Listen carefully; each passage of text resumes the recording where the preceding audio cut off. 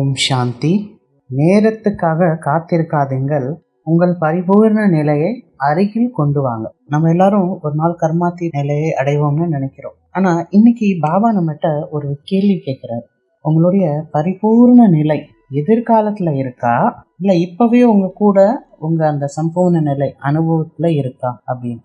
எவர் ready, ஆனா நேரத்துக்காக காத்திருக்கோமா? So எவர் ready ஆன்மா நேரத்துக்காக காத்திருக்காது. எவர் ரெடியான ஆத்மா தன்னை முழுமையாக்கி நேரத்தை தன் பக்கத்துல கொண்டு வரும். நான் ஒரு சக்தி வாய்ந்த ஆத்மா, நான் ஒரு தேவதை ஆன்மா, நான் ரொம்ப சக்திசாலியான மாஸ்டர் சர்வ சக்திவான் அப்படின்னு பிராக்டிஸ் பண்ணலாம். இந்த உணர்வோடு வாழும்போது என்ன ஆகும்னா, நம் இறுதி நிலையை இன்னும் நெருக்கத்துல கொண்டு வர முடியும். அதாவது நம்ம எல்லாம் காட்லி ஸ்டூடெண்ட் இல்லையா? ஸோ நம்மளோட இந்த எக்ஸாம் நேரம் ரொம்பவே பக்கத்துல வந்துருச்சு. அப்ப இந்த நேரத்துல பாப்தாதா நம்மகிட்ட ஒரு முக்கியமான கேள்வி கேட்குறாங்க. அது என்ன?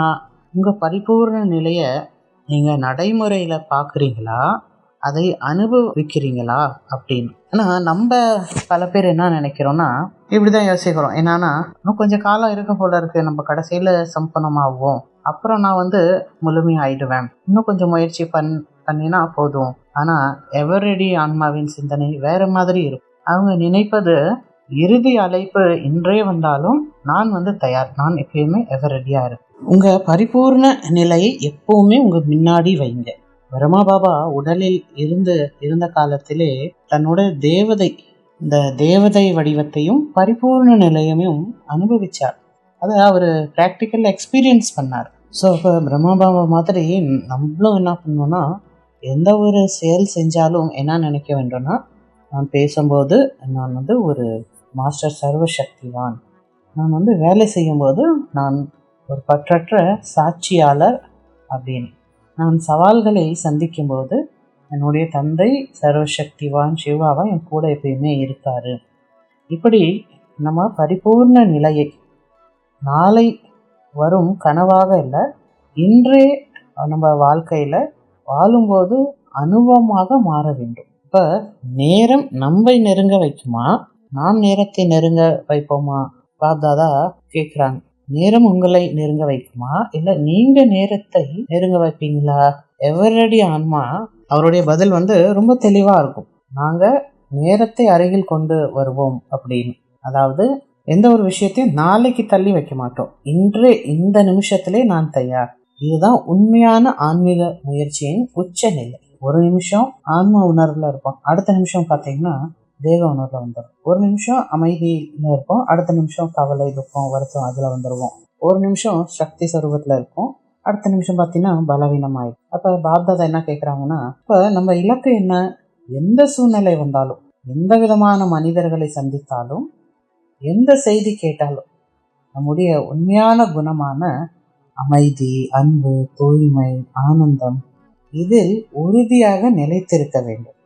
உலகம் நம்முடைய கர்மாத்தித் நிலைக்காக காத்து கொண்டிருக்கின்றது. இப்போ நம்மளுடைய பரிபூர்ண நிலையை நெருங்க நெருங்க என்ன ஆகும்னா, உலகம் நம்மளுடைய அதிர்வுகளை உணர ஆரம்பிக்கின்றது. மக்கள் நம்மளை பார்த்து யோசிப்பாங்க, எங்ககிட்ட எப்படி இவ்வளோ அமைதி இருக்கு, இந்த சக்தி எங்கேருந்து வருது இவங்களுக்கு அப்படின்னு. அப்போ நம்முடைய உள்மாற்றமே உலகத்துக்கான மௌன சேவை ஆகிடும்.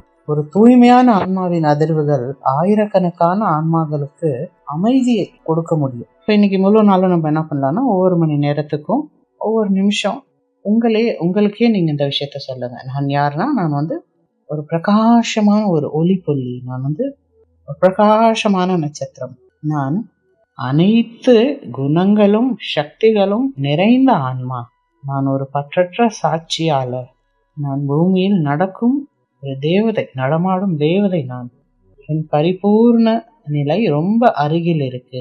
அப்புறம் உங்களையே நீங்க கேளுங்க, இறுதி பரீட்சை இன்றே வந்தா நான் உண்மையிலே தயாரா இருக்கேனா? கொஞ்சம் இடைவெளி இருந்தா பரவாயில்ல, மீண்டும் மீண்டும் மீண்டும் உங்க பரிபூர்ண நிலையை நினைவுக்கு கொண்டு வாங்க.